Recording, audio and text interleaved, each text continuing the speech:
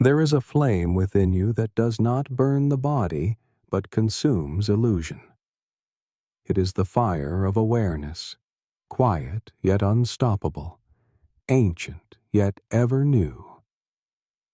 Most people move through life unaware of it, believing themselves to be thoughts, names, roles, and fleeting emotions. They wander in search of happiness while ignoring the light that already glows within their chest. But for those who dare to turn inward, who are ready to face the silence beneath the noise, a different path appears. That path is Kriya Yoga. Kriya Yoga is not a religion. It is not a belief system. It is a science of the soul, precise, internal, and powerful. Through breath, attention, and disciplined stillness, it brings about the deepest alchemy, the transformation of consciousness. It is a path that does not worship from afar, but unites. It does not beg the divine for answers, but dissolves the boundaries between self and divinity. In a world built on distraction and restlessness, Kriya Yoga calls us to return to ourselves, to our essence, to the still point where time ends and truth begins.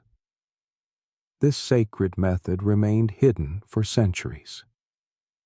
It was passed in silence from master to disciple, behind monastery walls and in Himalayan caves. Its guardians were not preachers, but yogis, those who had transcended the senses and pierced the veil of Maya. They did not seek followers.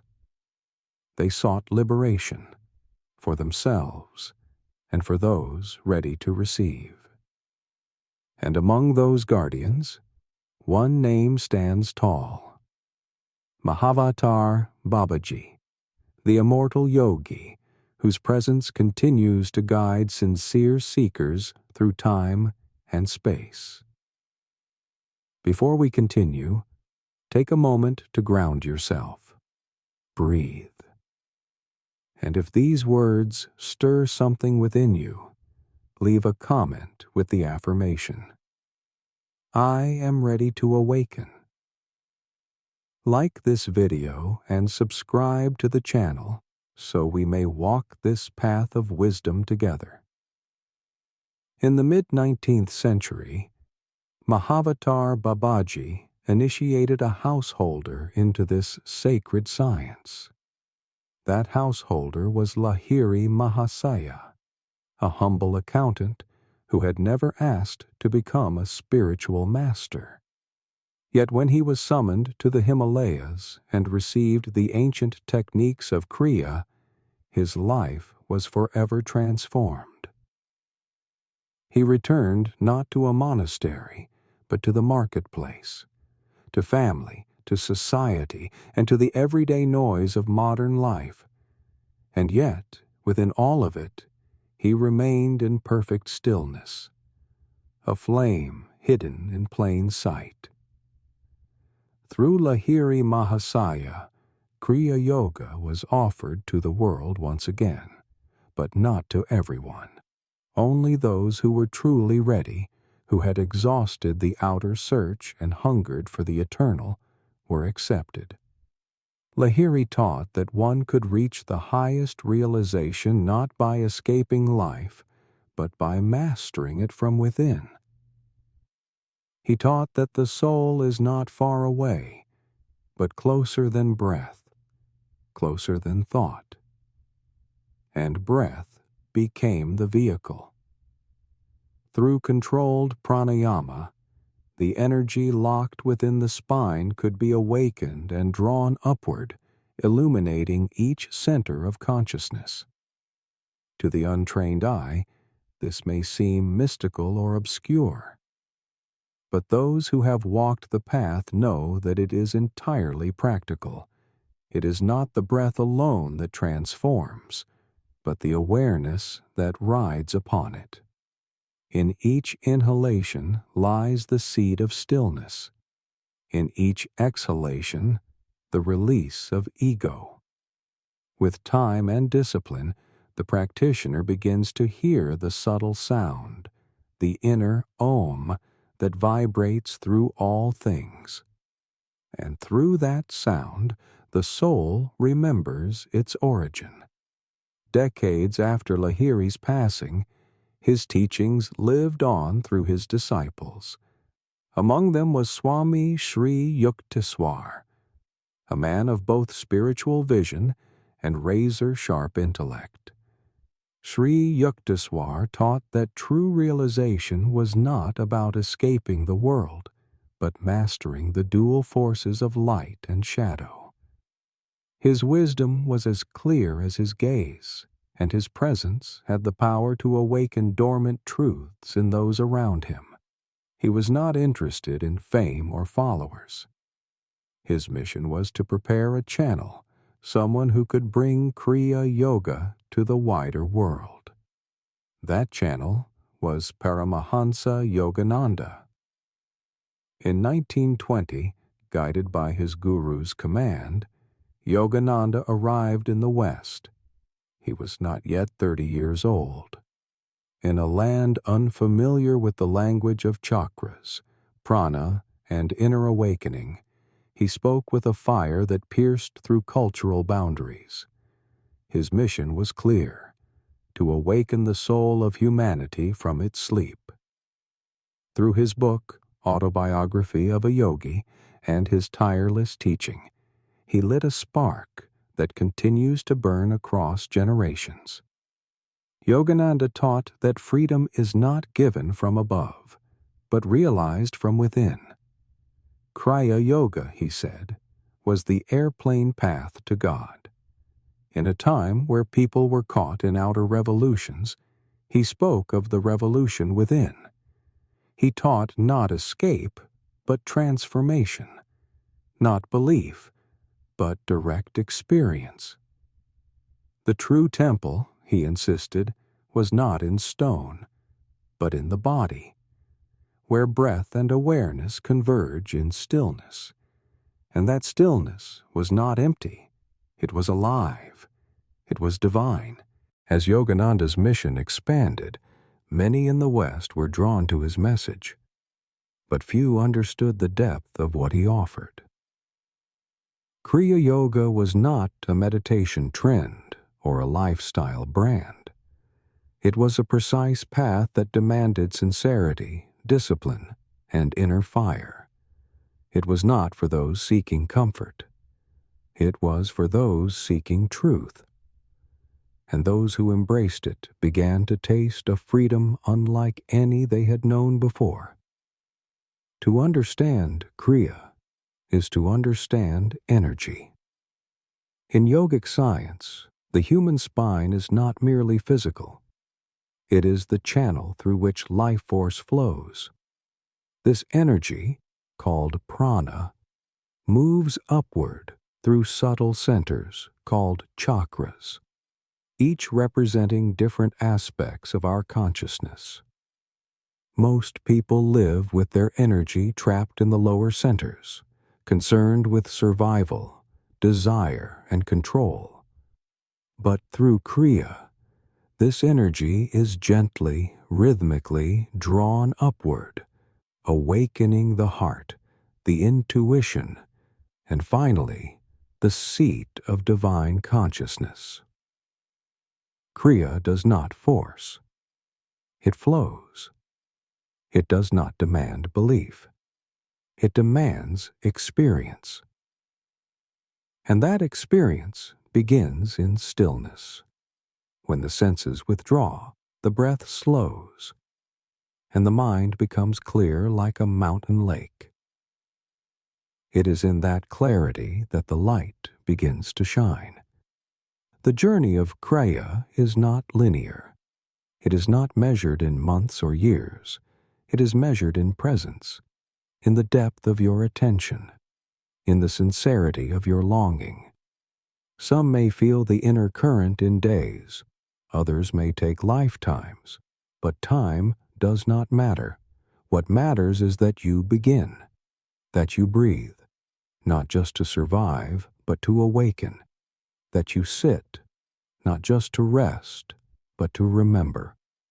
There is an ancient saying, when the student is ready, the teacher appears. In the realm of Kriya Yoga, this is not metaphorical. It is literal. The teacher may come in many forms: a living guru, a book, a whisper in meditation, but always with the same message. The key is already in your hand. You were never truly bound. You only believed you were. And in that belief, you forgot your origin. To remember is the purpose of Kriya. Not to add more thoughts, but to subtract illusion. Not to become something new, but to return to what has always been.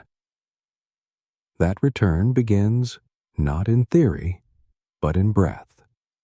For the breath is the bridge between body and spirit, between unconscious habit and conscious presence. The yogis knew that by mastering the breath, one could master the mind, and by mastering the mind, one could step beyond it. In the practice of Kriya, breath is not left to chance. It is not merely watched, but guided. It is slowed and lengthened, made sacred. With each measured movement of energy, the practitioner climbs the inner ladder, from matter to spirit, from restlessness to peace. And that peace is not numbness. It is awareness without agitation, stillness without suppression. It is not something you create. It is what remains when everything else falls away. In this state, something extraordinary begins to happen. Old patterns dissolve. The mind no longer rushes to the past or future. Desires lose their grip. The body becomes light. And in that lightness, the practitioner begins to experience freedom, not as a concept, but as a living truth. This freedom is not dependent on circumstances. It is not about having more or escaping discomfort.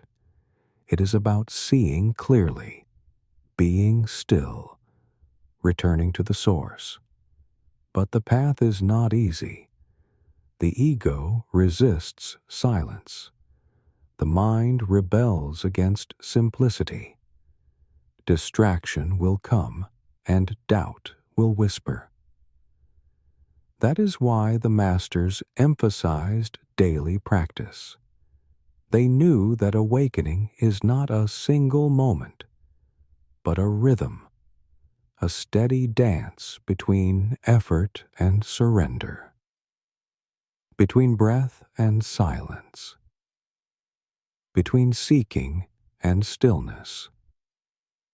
Kriya teaches that it is not the extraordinary event that liberates, but the ordinary act done with extraordinary awareness. As this awareness grows, something else unfolds. The practitioner begins to see the same divine current in all beings. Compassion arises, not as an obligation, but as a natural expression.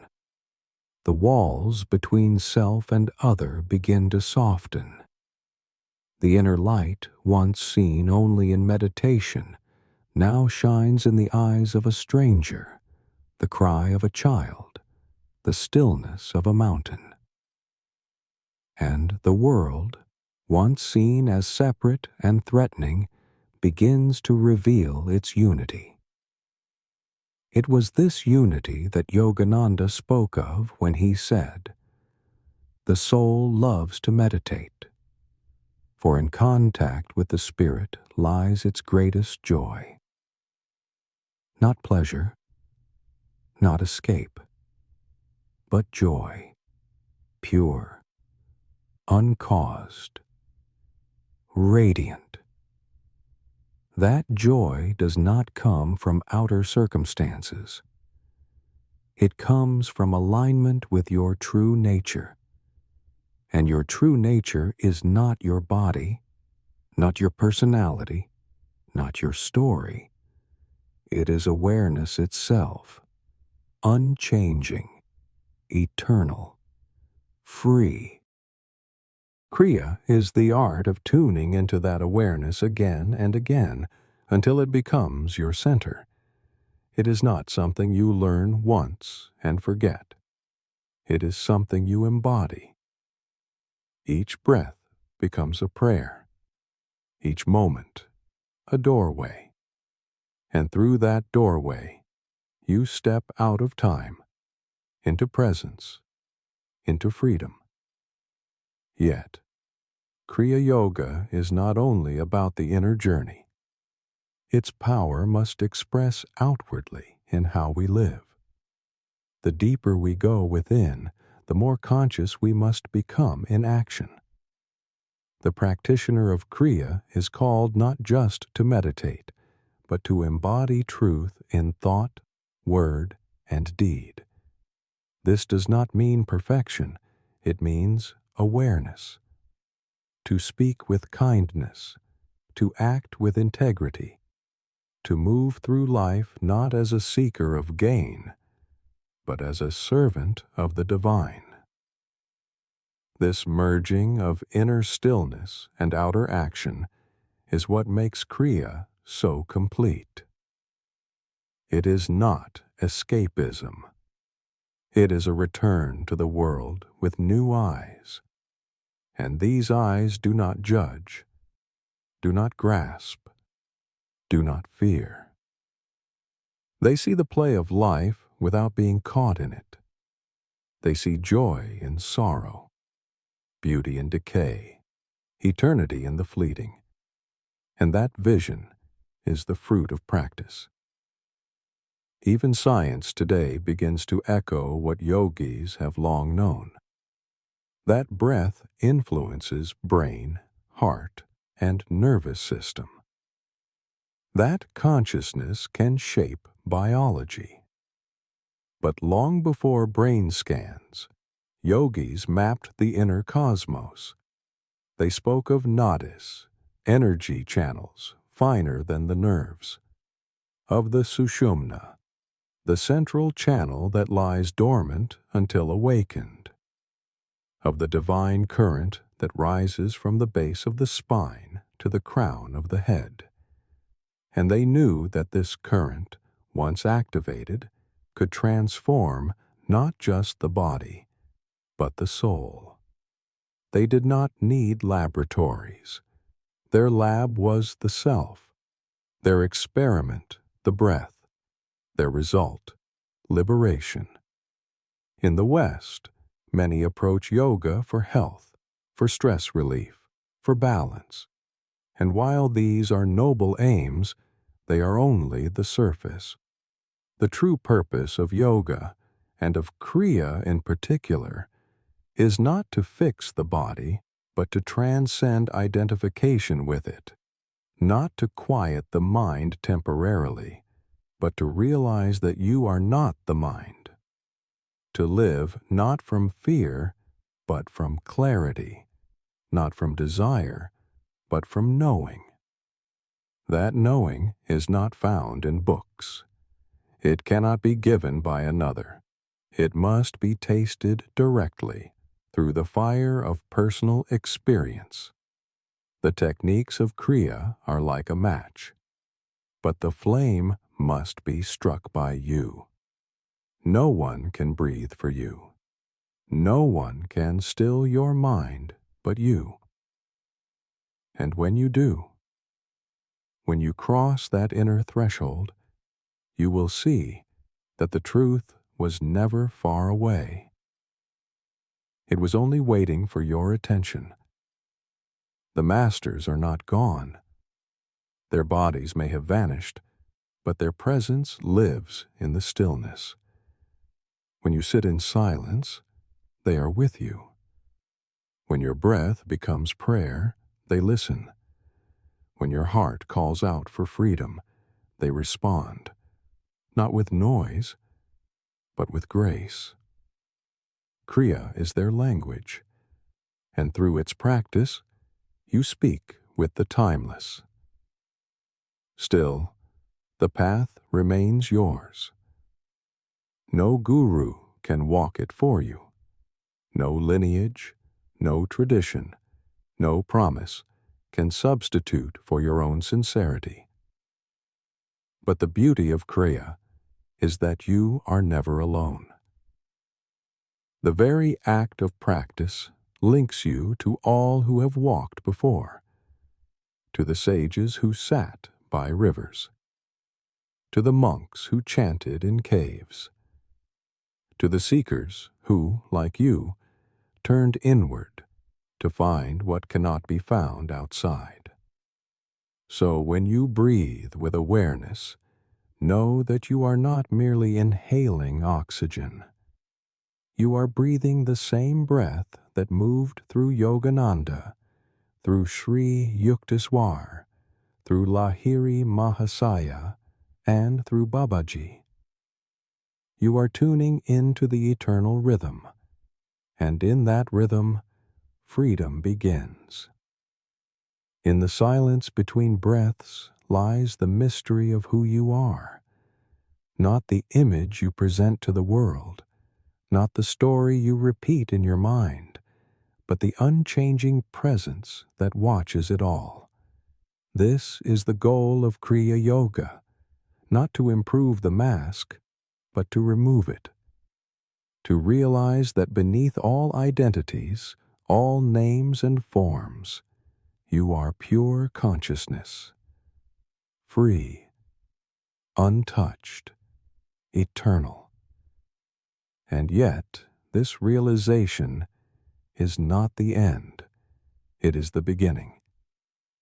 For once you taste even a glimpse of this truth, your life begins to change in ways both subtle and profound. You no longer move through the world seeking validation. You begin to act not from compulsion, but from clarity.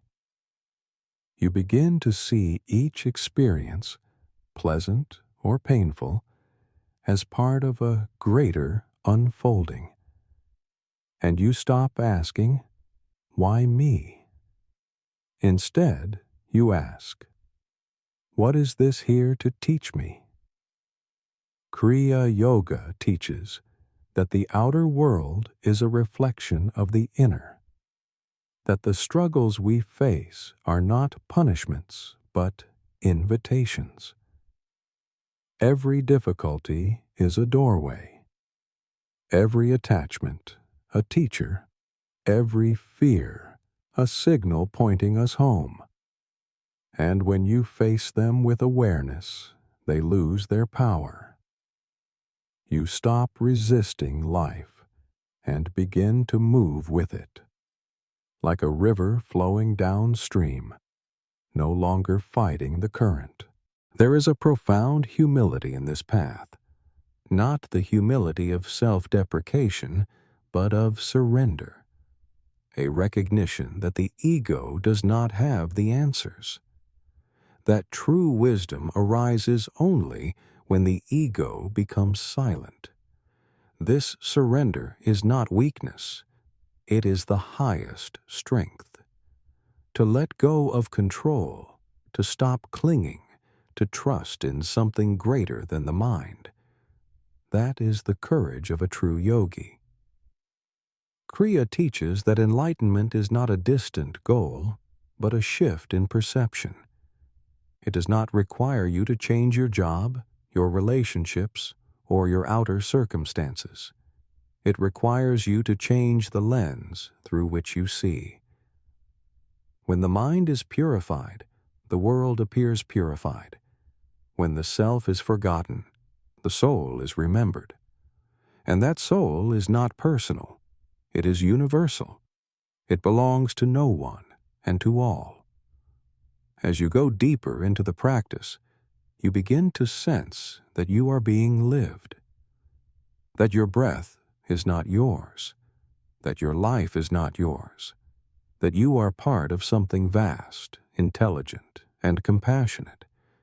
Call it God, call it the Self, call it the Divine Mother. The name doesn't matter. What matters is the felt reality, the direct experience of unity. And in that unity, a paradox arises. You become more yourself than ever before, yet less identified with the self. You act in the world, but are not entangled in it. You feel emotions deeply, but are not consumed by them. You love without attachment. You give without expectation. You serve without needing reward. And in this way, the outer life becomes an extension of the inner stillness. This is the essence of Kriya. It is not a technique, but a transformation. A return to simplicity, a remembering of what has always been true, that you are not broken, you are not lacking, you are not separate, you are the sky, vast, open, unclouded. And the mind is just the weather, temporary, changing, never truly you. The great yogis did not teach to create followers. They taught to create freedom. They pointed not to themselves, but to the path. And the path always leads inward. If you walk it with sincerity, with patience, with devotion, you will find what they found.